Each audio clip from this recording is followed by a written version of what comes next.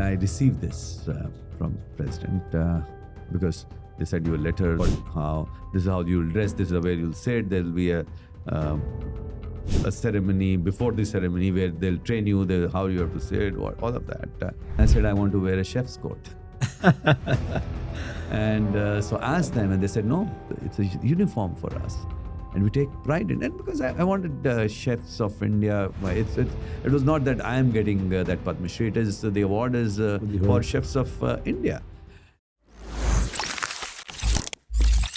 Very good morning. This is Prantik from Thai, Singapore. Welcome to another episode of Thai Talks. We have a celebrity chef, a Padma Shri awardee, an entrepreneur and an author and an award-winning chef, in our community with us in Singapore. Sanjeev Kapoor, thank you so much for joining us. Thank you. This morning, we'll be exploring various topics. Like I said, he's a successful entrepreneur. He's a chef. But I want to start with, what does food mean to you? It's my life. Food is my life. I think I sleep with food. I wake up with food. And that's what it means. And it's not just food for myself, but food's the world. So that's how important food is. We cannot exist without food. Absolutely. A core essence. And it's amazing how you've built a multifaceted career around food. When did you first think that you could leverage the notion of food, something that's so integral to our daily lives, to build a business empire? Actually, in my childhood, I didn't even know who a chef was. I had no clue. I didn't come from a family where we would go to big hotels where chefs were employed. All I wanted to do was to do something different, something which nobody in our family, neighborhood, friends, relatives should have done. So I was looking at career choices like that, and I didn't want to do anything that was predictable. Actually, road to success also probably was much easier, simpler. It was not attracting back then, I would say, in some sense, intelligence. The industry was not getting educated people, not too many. Right. So for me, it was fairly simple, and I realized that I had reached my professional peak, so to say, fairly early. I was awarded within first 8 years as the best chef of the country. When I was not even 28, I was awarded that, and I was managing a 400 room hotel. I was executive chef there. So it was scary because what do you do after that? Is that what you'll continue to do all your life? So I had to break free, so to say. Fantastic. I think a lot of the entrepreneurs in the audience would relate to the fact there's always a desire to try something new, do something different, be a change maker. And, thank you for doing that because, in so many ways, you've put India on the map, not just the culinary art, but just as the diaspora, we feel so proud. But I want to break down. You rightly said that maybe in the 80s, 90s, the word chef or a career in that path wasn't a thing. I grew up in Pune where the words one was used to was cook, bawarchi maybe. How do you differentiate, if at all? What's the difference in a bawarchi, a cook, a chef, executive chef, sous chef? Fancy words. Just help us unpack that. First up, someone who cooks, right, is a cook. And then there are levels, you could say. And chef, it's a French word which means chief. So it's so when you are managing also, right, when you are managing the business of cooking, you become a chef. Yeah. And then you become a bigger chef. Then at the top, you are the executive chef. And if there's somebody under you, is sous chef. Sous in French is under. Right. If you are only focusing on your skills, then you would remain a cook. But if you start to manage skills of multiple people and use your skills and work on the management of that, then you qualify to become a chef. And it all depends on how good a chef you can become. And that's the struggle that I had initially. So people didn't know who a chef was. Most people thought, including my family at that time.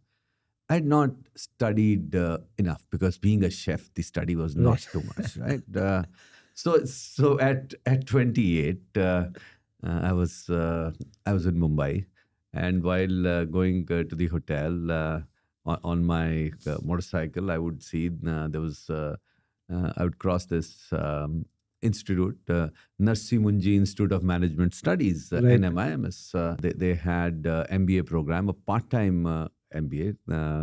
So I joined. I joined a 3-year program, masters in marketing management. So started to learn about positioning, and then I realized that oh, positioning is critical, and chefs were not positioned well. And that's when ZTV was to start, new first time in India, first cable and Yeah. satellite television channel, and there was supposed to be a new show, and they wanted chefs from all across, and there were only chefs in hotels back Yeah. then, and I was approached to do one episode. Only one episode? That's it, one episode, and they said, I said, okay, tell me what is the name of the show, this, that, and I said, no, I don't want to do it. What? I said, yeah, I don't like the name of the show. Right. Name of the show was Shriman Bawarchi. So it wasn't Khana Khazana. No, Khana Khazana was given by me. So Shriman Bawarchi was, and this did not fit well into with my studies of positioning, right? I said, no, people have to know the word chef. We have to bring respectability to this. We need to do right things. And so the producer, director, I spoke to them, and I suggested that we should have a new name. After initial reservations, channel agreed to that, and but I still was to do one episode. How did that transition happen? Where I don't know how many episodes did you eventually do? No, actually, I started. So initially, I was to do just one episode, but since I was taking more interest in the sense in what the show, how it is, so the producer director said that, oh, we've met so many chefs, but there's nobody who's asking these questions. So can you be our consultant to the show? I said, okay, fair enough. Why not? And then they said, oh, we want to start the show on a good note. We want you to be the first chef on the show. Right. I said, fair enough. I would do that. So we shoot first day, and there's a film star who's the co-host with me. She's the host, actually, and I'm the chef on the show. Yeah. And we shoot full day, and director post the shoot. She says, the host's reaction on the show with food, it's not good. But your reactions are very good with food. And so I think we should have you as the host of the show, and we'll get other chefs. So we filmed 3 episodes like that. And actually, one of the chefs that we shot with, my colleague, my batchmate and dear friend, he's Singapore-based now, Milind Somani. Those 3 episodes were submitted to the TV channel, to ZTV. They were all rejected. What are you saying? All 3 episodes. Whatever could go wrong probably went wrong. And TV channel executive said that, see, we said that host of a cooking show has to be a lady, cannot be a man. So there goes my TV career out of the window. I'm back to my hotel job. But the director is a big director now, Hansal Mehta. So Hansal, he always believed that if there's somebody who could do this show, is me. So I received this call once. I'm in the hotel. I just reached the hotel, and desperate voice, Sanjeev, can you come to the studio? And I said, what do you mean? He says, we had to shoot with this chef restaurant, and they have not turned up. And I said, but there's nothing we have planned. He said, you know what? I have put in the money. Everything is red. The crew is there. The lighting is done. Everything. They've just not turned up. So what do I do? So my money is down the drain. So why don't we film it? So I go there. look at the ingredients. And so there's a host who's a lady, and I'm the chef. And I just cooked two dishes, created based on what the ingredients the other chef had asked. I created two new dishes. When it went on air, it just changed the Wildfire. course of how people looked at food on TV in our country. It is from that time I hosted Khana Khazana for next 19 years non-stop till I started our own TV channel, Of course. Food, which was a joint venture with Maestro of Malaysia. And so since then, it's Fascinating backstory. I don't even know how many of us knew that. And there are so many interesting aspects we'll touch upon: the positioning aspect, rejections, and also the wildfire success. But when you look back, why do you think that episode just succeeded so well?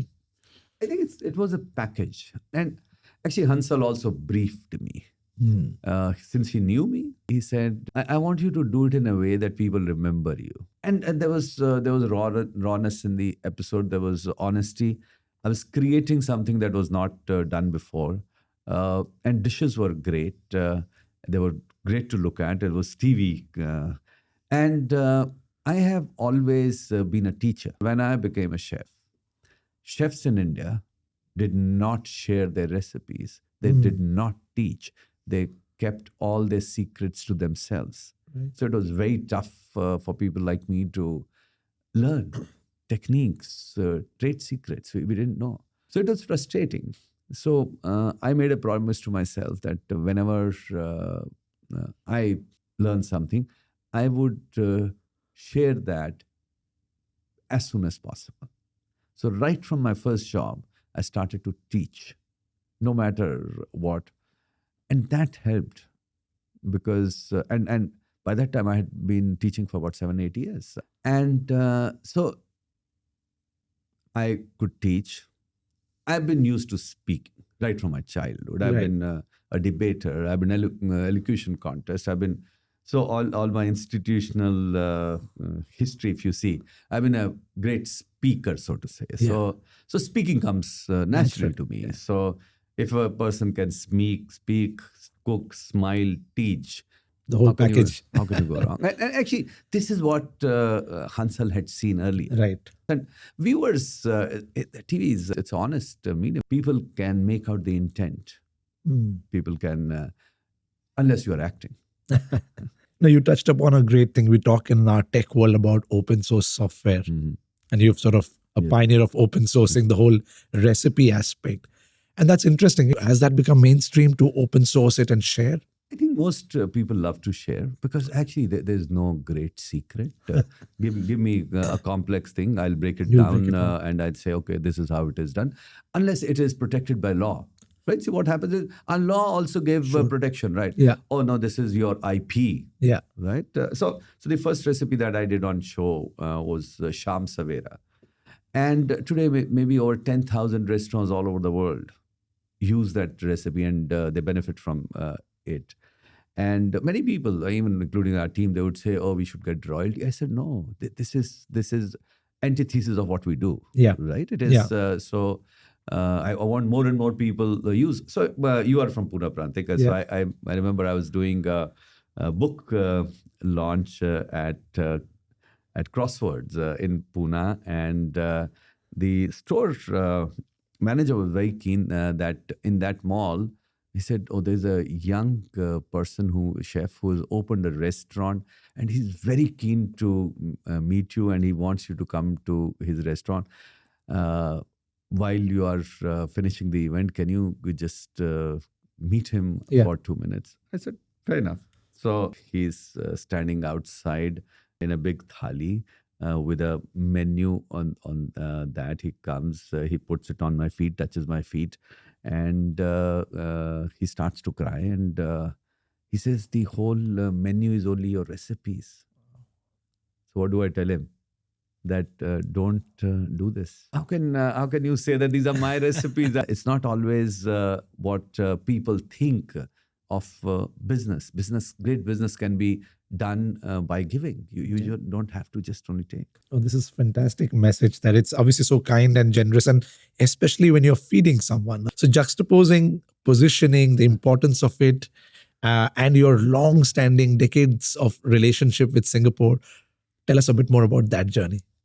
Oh, Singapore. Actually, so my initial success in India with the show, and Singapore was also starting to promote tourism in a big way. So at that time, Singapore Tourism Board was known as Singapore Tourism Promotion Board (STPB), and I think Mr. Hadnal for a very long time he was there, and so I was approached, why don't you come and visit and do some filming? So we came here, we did filming and promoted, we did that. And so I was in touch with them, and they were at that time looking at what is Singaporean food. Right. We sat down, and there was a debate and discussion on how to position Singaporean food. There were three baskets of how food in this country, where it comes from, so one was the local Chinese influence that's there. The other was the Peranakan cuisine, and third was Malay. How do we make it Singaporean, so Right. to say, right? Yeah. It's not that each dish has elements of three. No, they are distinct dishes. So I said, let's pick few iconic dishes, start talking more about it, and start taking ownership of it. So, chili crab, laksa, chicken rice. So, of course, there's a lot to do, not only to create noise about it, but to create excellence around it. So it was dish first Right. approach. So it's so I worked very closely with Australian tourism, for example. So there, it was not dish first. It was called Restaurant Australia. So it's more about iconic restaurants. Otherwise, the food of Australia is barbecue. So Yeah. how do you How do you market that? how do you Yeah. do that? So positioning is critical. Three things that came out. I mean, obviously, it has to be true to the. So in Singapore versus Australia, you're known for the fresh produce. Yes. You couldn't have done that here. Yes. And I think the dish versus restaurant, that's a beautiful distinction. I think there's so much food for thought there for all our fellow founders that yes, the product has to be good, but the positioning could change the entire game. And I think it's a distinctive point that it's not just smoke and mirrors, because you used a beautiful word, excellence. You can't just tell people a fancy word, No. but not live up to that promise. No, you can't. You can never. Maybe you'll survive for some time, or product or service, whatever it is. It'll survive for some time. It'll not last long. It'll not create a legacy. Yeah. Legacy is always. So I always say, Sanjeev Kapoor is not the best chef. Maybe Sachin Tendulkar is not the best batsman. Maybe Lata Mangeshkar was not the greatest singer. We're all very, very good, excellent, but best known. I think that's where marketing comes into. So that's where media comes into play. So imagine if reach was not created to all the greats that you know. There are many greats who are there to be discovered. So to all great people, I say that it's good to be great, but if you want your art, your skill, your knowledge, then reach out, don't shy away. I think more you give, much more you get back. So when I would teach, I realized that what changed was that as soon as you share some secret with everyone, it's like your bank balance, you have given all the money that you have, and you have nothing. Now you have to earn more. So here you have to learn more, right? You are enriching, and more you are sharing, you are enriching yourself. So beautifully put. You took food, Indian cuisine to the skies. Many of us were privileged to fly SQ. We look forward to that. I mean, the experience, a huge part of it is the dishes or the food that we eat. How did that happen? Oh, I think Singapore Airlines, this almost, I think now 18, 19 years I've been doing the menus for Singapore Airlines. They just approached me, and I realized that if we have to make our food popular, then it has to be good, and you have to take ownership of it. Yeah. So that's the job that I do. Has the Indian palate changed dramatically over the last 2-3 decades since you started? No, actually, palates don't change that fast. Right. It takes not just decades; it may take centuries. So there are few inclusions that will happen, but that does not change the taste. You may think that burgers have come in, noodles have come in, pizzas, pastas, but you know what? They all taste Indian. Yeah. So has taste changed? No. Burger, pizza, pasta, they have changed. They have changed. And are you seeing younger Indians opt for healthier diets, protein rich, or are these again short-term fads? So see, I think yes and no. So health food conversations are more than consumption. Right. So conversations always precede consumption. Yeah. So consumption will happen. But we are still a country where we talk salad, eat samosa. So beautifully put. You were telling me that when you're overseas, you don't touch Indian food because you want to try local. Tell us about your philosophy of how do you choose dishes? What do you eat when you travel the world? If travel enriches you have to understand cultures, people, languages, and food is a big part of culture. And the best way to learn is to eat what is eaten locally, So true. what is grown locally, and especially home style. Yeah. Especially if you get a chance. So I tell people, if you want to learn about a place, try it, eat at someone's house, right? And that's what. Would it be familiar? Don't look at familiarity. But if you were looking at familiarity, you would not be traveling. Traveling. Yeah. You want to embrace diversity, right? That's what you want. And the beauty is when you understand diversity, that is when the unity happens, when you understand diversity. And unless you understand, you will be alien to it. Having said this, if I'm in Spain, I would eat Spanish food. If I'm in Japan, I would eat Japanese food. If I'm in Singapore, I would eat food from Singapore. Sanjeev, you have won so many accolades, so many awards, best chef at such an early age, Guinness Book of World Record, and many others. What did the Padma Shri mean to you? That's a massive there's accolade. still Goosebumps. Goosebumps. It's I think I'm glad that I got that. So in some sense, I feel that there's respect that has started to come for chefs in India. The world over, they were all very well respected.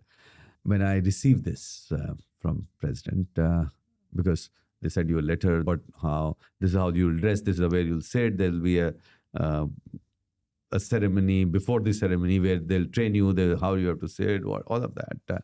And I said I want to wear a chef's coat. And so I asked them, and they said no, it's a uniform for us. And we take pride in it because I wanted chefs of India. It was not that I am getting that Padma Shri. It is the award is for chefs of India. And I said, no, sorry, we cannot. I said, you know what? I'll come in a chef's coat. It is important to me. You can make me stand out. Let's see. I went there, nobody stopped me, and there's a picture with me, President, giving me that award in my chef's coat. So that's a good thing. True trailblazer, always sort of fighting for the right cause. And I love how your positioning is so persuasive through a very logical argument. I mean, it's coming through everything that you're saying. Let's move to Akshaya Patra, such a meaningful cause, been around for 24 years. I recently saw your video at the UN headquarters where you said 4 billion plus meals, 2.25 million children across 75 locations. And I think to me, what touched my heart was two aspects. One is the fact that it takes just $25 to feed a child for a year through the midday meal. And the fact that this is a beautiful conduit, as food always is, to a larger purpose of education and inclusivity. Tell us about your view on the program. How did your journey begin? And what do you do for Akshaya Patra? When you start to have your stomach full, that's when you start to think about the world. That's the practical way, and that's how most of the time it happens. And that's exactly how it happened with me. When I was doing things in a, I would say, uh, not in a planned way, and then chance meeting with the Akshaya Patra CEO on a public forum at an event many years ago. We exchanged cards, and I said, "Let me know if there's anything I can do." And sure enough, a few months later, and it's been now more than, I don't know, 10, 15 years, whatever. And I don't think there is a program in the world which has this kind of impact. So it's not only feeding food, it is feeding food to school going children. So it's promoting education, which is critical in a country like India. So Akshaya Patra dovetails into a midday meal program, and the way they execute, their execution ability, capability to deliver 2.3 million meals every day. Insane. It's The insane. scale boggles me. And I always worry that food could always go wrong, some case of health, food poisoning, but it's unbelievable that it has never happened. Touch wood. I think the foundation has been very good. Clean, hygienic, nutritious food. Everything driven by a process, and so that there's no chance of food going bad. You have to serve it at 65 degrees. So it has to be cooked fresh, has to be served hygienically and at that scale. And of course, there's God's grace, right? That you can't just take that away and say that.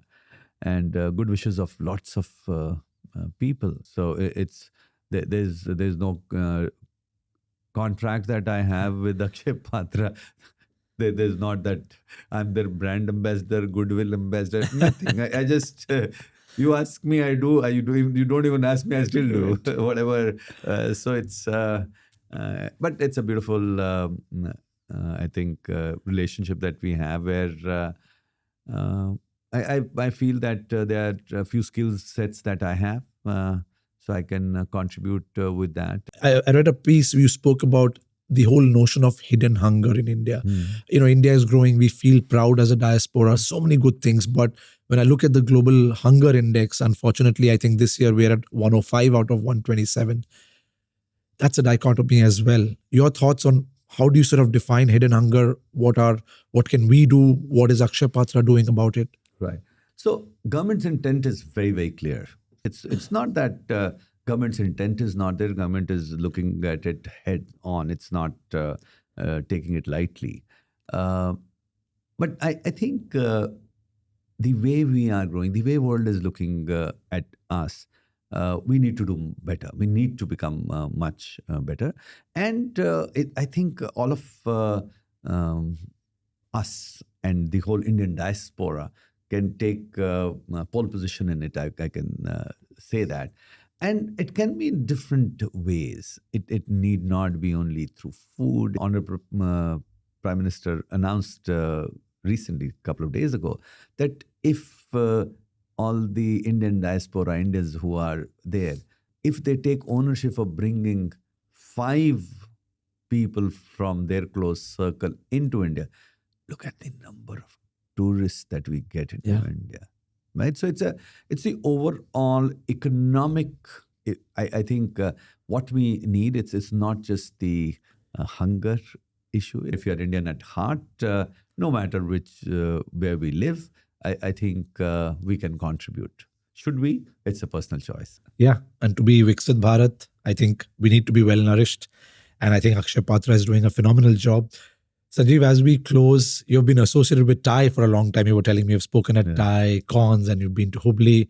Any final message to the members of Thai globally? There are about 15,000 of us.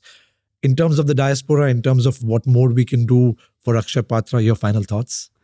I think directly to all the viewers, I can say that join this moment. tell more people, and not just of Indian diaspora, tell everyone. Uh, and if whenever you visit India, take time out, take half day out, visit an Akshaya Patra kitchen, see how food is cooked, and follow that food to school. I guarantee it'll be a life changing experience. Padma Shri Sanjeev Kapoor, thank you so much for joining us. Thank you, Prantik. Thank you. Thank you.